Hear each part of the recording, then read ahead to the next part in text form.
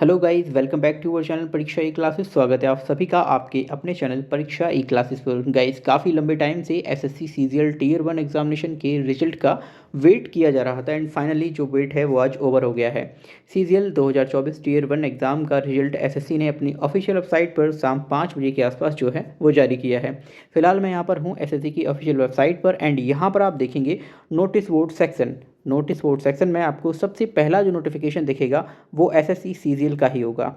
देखिए यहाँ पर देखिए, SSC CGL 2024 tier 1 examination declaration of result of tier 1 for shortlisting candidates to appear in tier 2 examination. तो जो बच्चे यहाँ पर शॉर्ट लिस्ट किए गए हैं उनकी लिस्ट भी जारी की गई है, साथ ही साथ जो कट ऑफ है वो भी अनाउंस की गई है। तो चलिए वीडियो में हम बात करते हैं। यहाँ पर 3 तरह की जो लिस्ट होती हैं, क्या कुछ वहाँ पर कट ऑफ रही है। सब्जेक्ट यहाँ पर है declaration of result of CGL tier 1 2024। Staff selection commission के द्वारा एग्जामिनेशन 9 सितंबर से लेकर 26 सितंबर के बीच में ऑल इंडिया लेवल पर कंडक्ट कराया गया था। कंप्यूटर बेस्ड रिमोट पर ये एग्जाम हुआ था एंड इसी एग्जाम के मार्क्स के आधार पर टीयर 1 एग्जामिनेशन के आधार पर कैंडिडेट्स को शॉर्टलिस्ट किया गया है for appear in tier 2 examination, जो कि आपका जनवरी में शेड्यूल है। सेपरेट कट ऑफ्स हैं वो फिक्स की गई हैं for the post of JSO that is junior statistical officer.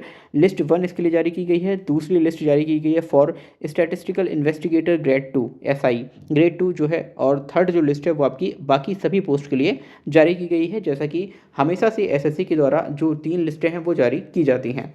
यहाँ पर देखिए, as the tier 1 was conducted in multiple shift, marks scored by the candidates have been normalised as per the formula published by the commission on its website on 7 February 2019। तो यहाँ पर देखिए normalisation किया गया है और उसी के बेस पर जो नॉर्मलाइज मार्क्स मिले हैं उसके आधार पर ही शॉर्टलिस्ट किया गया है for the next stage of examination.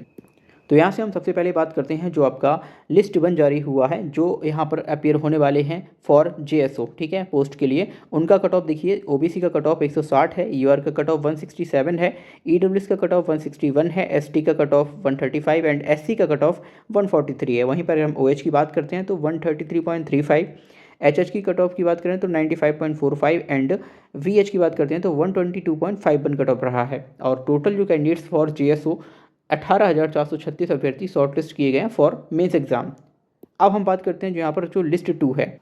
List 2 जो आपकी है वो जारी की जाती है for statistical investigator grade 2 examination, ठीक है। तो इसके लिए जो है वो आपकी कट ऑफ जारी की गई है। सबसे पहले यूआर की बात करें तो यहाँ पर 170 कट ऑफ रही है, ओबीसी की कट ऑफ 161, ईडब्ल्यूएस की कट ऑफ 163 एंड एससी की कट ऑफ यहाँ पर नहीं दी गई है क्योंकि कोई अभ्यर्थी नहीं था यहाँ पर।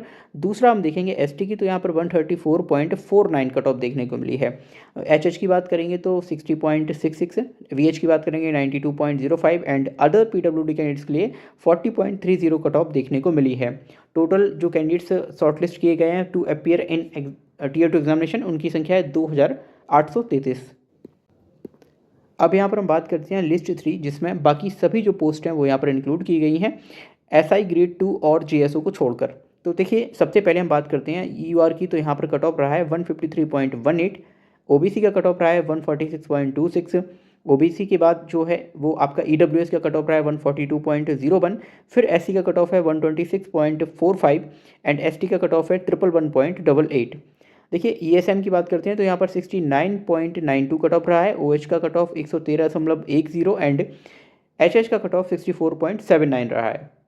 अब यहाँ पर हम बात करते हैं तो ये टोटल अवेलेबल कैंडिडेट की संख्या है जो मेंस एग्जाम में बैठने वाले हैं। वहीं पर हम बात करते हैं तो टोटल जो अभ्यर्थी यहाँ पर शॉर्टलिस्ट किए गए हैं उनकी संख्या लगभग 1,65,240 है। यहाँ पर आप देखेंगे तो वीएच का कट ऑफ भी दिया हुआ है 102 एंड अदर पीडब्ल्यूडी जो है उनका कट ऑफ है 45.74। टोटल अभ्यर्थी यहाँ पर शॉर्टलिस्ट किए गए हैं 1,65,240 जो आप मेंस एग्जाम में बैठने वाले हैं। तो यहाँ पर हमने बात की कट ऑफ की, कट ऑफ आपके सामने है। अब बात आती है जो आपका टीयर 2 एग्जामिनेशन जो कि प्रस्तावित है 18, 19 और 20 जनवरी को। इसके लिए आपके पास केवल 1.5 महीने का टाइम रह गया है, 1 महीने 13 से 15 दिन का टाइम। तो अब इस टाइम के दौरान आपको करना क्या है, ज़्यादा से ज़्यादा आपको मॉक टेस्ट लगाने से बचना है। आई मीन टू से कि आपको दिन भर मॉक टेस्ट नहीं लगाना है, आपको दिन में 1 मॉक लगा लेना है जो मेंस का आपका मॉक है। इसके बाद उसका एनालिसिस करना है और देखना है कि किस जो टॉपिक है जिसमें आप वीक हैं, यानी किस टॉपिक में जो आप सवाल हैं वो नहीं कर पा रहे हैं। 1 महीने का टाइम अच्छा है, कोई भी आपको ऐसी चीज़ नहीं उठानी है जो आप उसे नहीं सीख पा रहे हैं। यानी मान लीजिए कोई जो ऐसा टॉपिक है जो आपको नहीं बनता है तो आप उसको उतना प्रयास ना करें जिससे कि आपका जो बाकी टॉपिक्स हैं वो आपके प्रभावित हों। ज़रूरी है कि आपका टाइम मैनेजमेंट बढ़िया होना चाहिए, क्योंकि अब मेंस एग्ज़ाम आपका नज़दीक है। टाइपिंग और कंप्यूटर इन दोनों पर भी आपको ध्यान देना होगा, क्योंकि ये दोनों जो है वो काफ़ी मेन फैक्टर साबित होते हैं मेंस एग्जामिनेशन में। तो सभी चयनित अभ्यर्थियों को मेरी तरफ से यहाँ पर शॉर्ट लिस्टेड अभ्यर्थी जो हैं उन सभी को कॉन्ग्रेचुलेशंस, एंड जो रह गए हैं उन सभी के लिए यहाँ पर एक सीख है कि वो अगला एग्जामिनेशन अपना काफ़ी अच्छी तैयारी के साथ ज़रूर दें। Thank you for watching this video. मिलते हैं अगली वीडियो में।